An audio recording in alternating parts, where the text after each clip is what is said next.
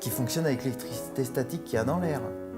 Nikola Tesla avait créé il y a presque 2 siècles de ça, 1 siècle et demi on va dire, il avait créé un système donc, qui permettait une véritable centrale qu'on appelait la tour Wardenclyffe, qu'on lui a fait démonter. Ce que je veux vous dire, c'est que tous ces systèmes existent et que successivement, il y a un fameux lobby qui a empêché la sortie de ces systèmes, qui est le lobby du pétrole. Parce que le pétrole, son objectif, c'est de nous en faire boire jusqu'à la dernière goutte.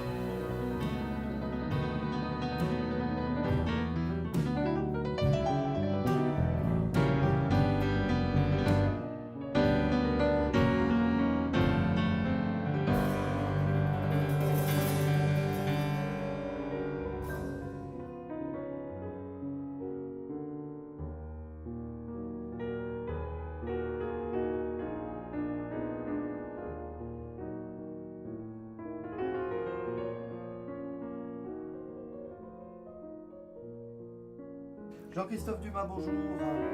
Bonjour Pierre. Il y a plus de 2 ans maintenant, le 7 avril 2014, tu as mis en open source un procédé, une technologie, le résonateur.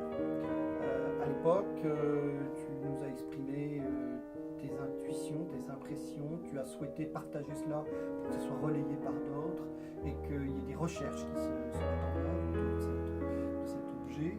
Que s'est-il passé en quelques mots et succinctement depuis le 7 avril 2014 Oh là, beaucoup de choses, énormément de choses. Bah déjà, il y a eu un gros buzz sur Internet, il y a eu pas mal de choses, les médias. Bon, le truc habituel quand ça suscite un intérêt, hein. Donc l'appareil suscitant un intérêt, bah, évidemment, automatiquement, on a eu un retour massif et très populaire. De là, il s'est passé quoi? Il s'est passé qu'on a testé l'appareil, on a essayé de comprendre le principe physique et on a essayé de l'identifier. Donc ça, c'est pour la partie scientifique de l'histoire. Tu as eu aussi la partie médiatique, bon, celle-ci qui est connue, et tu as la partie économique qui est nettement moins connue, sur laquelle on a été très discret, à la demande des industriels. Et aujourd'hui, ça développe tout azimut en France, à l'étranger, et on est bien content.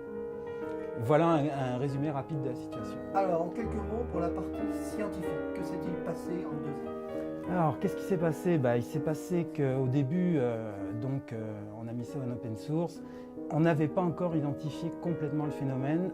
On ne le comprenait que partiellement. Moi, j'avais une suspicion de cavitation. Je ne pouvais pas l'exprimer parce que je n'avais pas de preuves. Aujourd'hui, j'en ai. Notamment, j'ai une preuve en sonochimie, service du professeur. Et merci d'ailleurs pour ta bande de spectrométrie de masse. Mis en évidence le fait que dans de terbutylanol, on obtient de l'acétylène et d'autres substances chimiques. Il y a un agglomérat d'hydrogène qui est bien supérieur à ce qu'on voit d'habitude. Donc ça veut dire qu'on a transformé une substance chimique en une autre. Donc il y a eu une action déjà sonochimique qui a été identifiée, qui est aujourd'hui prouvée.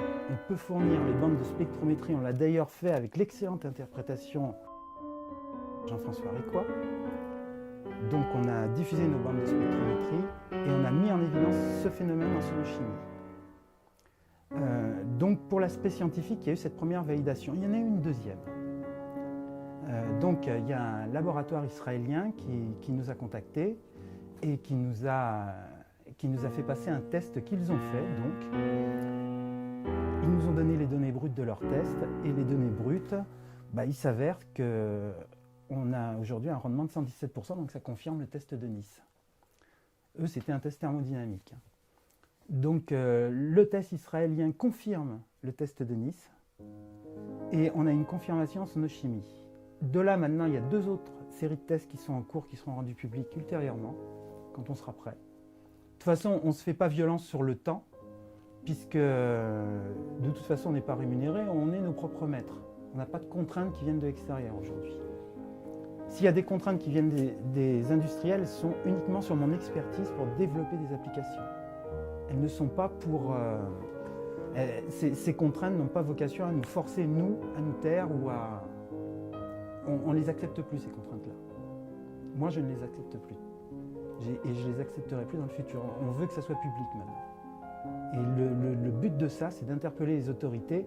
Pourquoi est-ce qu'on n'ouvre pas une série d'études avec tout le pognon qu'ils ont claqué dans ITER, avec tout le pognon qu'ils ont claqué dans les EPR, pour zéro en résultat? Aujourd'hui, nous, ce qu'on demande, c'est que le CNRS prenne ça en charge et ouvre une étude. C'est une demande claire de ma part. S'ils ne le font pas, ça veut dire qu'il y a une intention malveillante derrière. Parce qu'on n'a pas le droit de passer à côté d'un truc pareil. C'est que mon opinion. Alors il y a eu aussi des tests qui ont été menés en laboratoire. Oui, bien sûr. Donc il y a une entreprise,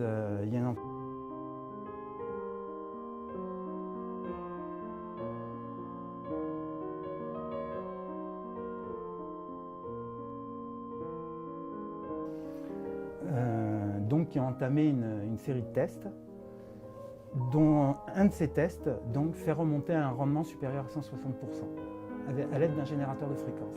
Donc on a eu beaucoup de mal à trouver le générateur de fréquence. C'est moi qui les ai guidés sur ces types de tests, parce que je l'avais déjà fait dans le passé. Donc je sais que quand je change la fréquence du courant électrique, j'augmente le rendement du résonateur. Donc aujourd'hui, j'invite tout le monde à en faire autant. Comme ça, vous verrez bien par vous-même. Et dès qu'on utilise un générateur, alors il faut, c'est sûr, il faut trouver l'appareil. Un générateur de fréquence, la fréquence où vous aurez 160% de rendement, c'est 1200 Hz. Comme ça, c'est très clair. Il faut un courant électrique d'au minimum 110 volts, sous 1200 Hz. Et en puissance, il faut environ 1 kW. Donc il faut que le générateur de fréquence puisse supporter un appel de courant de ce niveau. À partir de ce moment-là, vous avez en contrepartie 160% de rendement. Alors ces générateurs, il n'y a pas d'endroit spécifique où en acheter. Vous pouvez les louer par exemple à Alstom en ligne.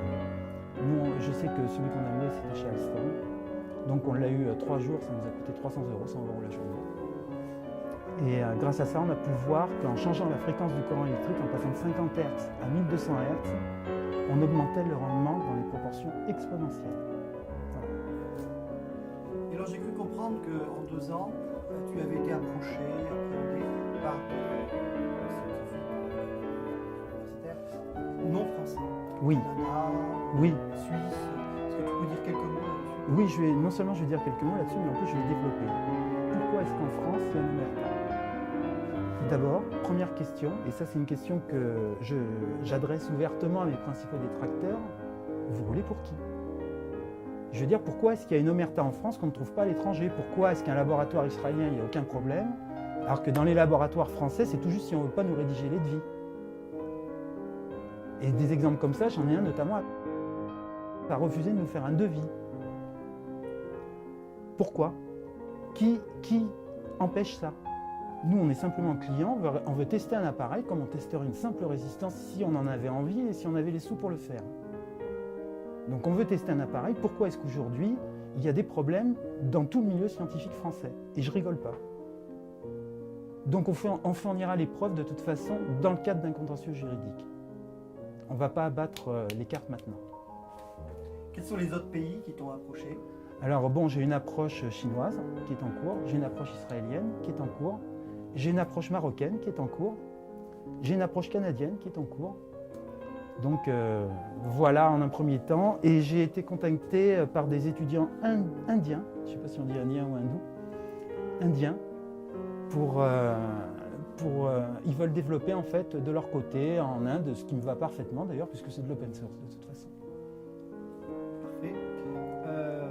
Au niveau scientifique, donc de ces expertises qui ont été menées par différents laboratoires indépendants, il semblerait que maintenant tu as une vision claire sur ce qu'est l'effet du mât scientifiquement. Oui, j'ai une vision claire. En quelques mots. Alors je vais vous l'expliquer parce que c'est le nœud de l'histoire. Il existe un phénomène très simple, très connu depuis 1910, découvert par un des ingénieurs de la reine Victoria qui se penchait sur les hélices des bateaux. À l'époque, les bateaux anglais avaient des hélices en bronze et sur ces hélices en bronze, il y avait des cavités qui se formaient. Et donc, ils ont mis sur le coup un des meilleurs physiciens de la reine Victoria qui s'appelait Lord Rayleigh. Et il en a conclu un phénomène de cavitation. Donc la cavitation, qu'est-ce que c'est? Et ça va être le nœud de ma communication en fait. La cavitation, c'est un phénomène d'implosion d'une bulle d'eau. Bon, les Anglo-Américains disent collapse. Hein, en fait, c'est une implosion d'une bulle d'eau, et en implosant, elle va libérer toute son énergie.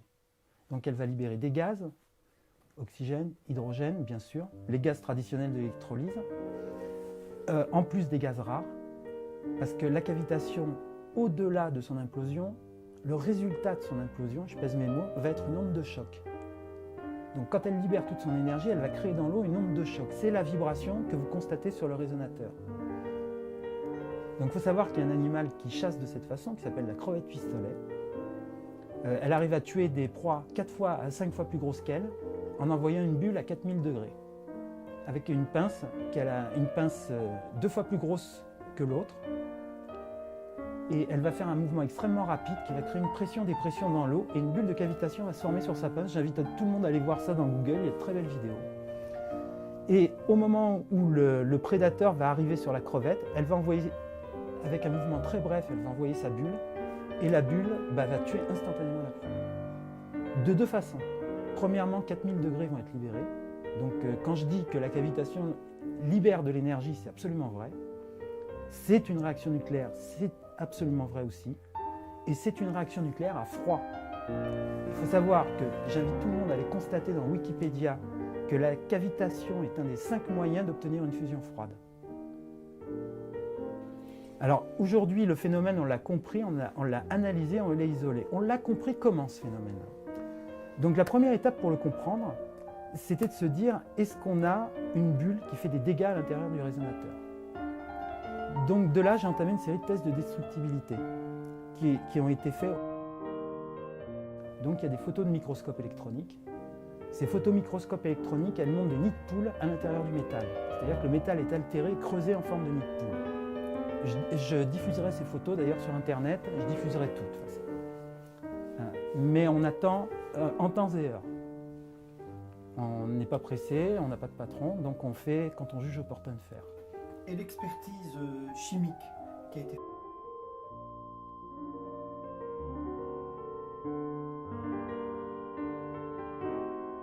Donc nous, on est allé les voir et on leur a dit gentiment, enfin moi j'y suis pas allé personnellement, hein, mais mes amis sont allés les voir et on dit testez ce petit truc, hein, ça vous changera des colloïdes de plutonium, puis c'est pour faire du chauffage urgent, ça peut être utile.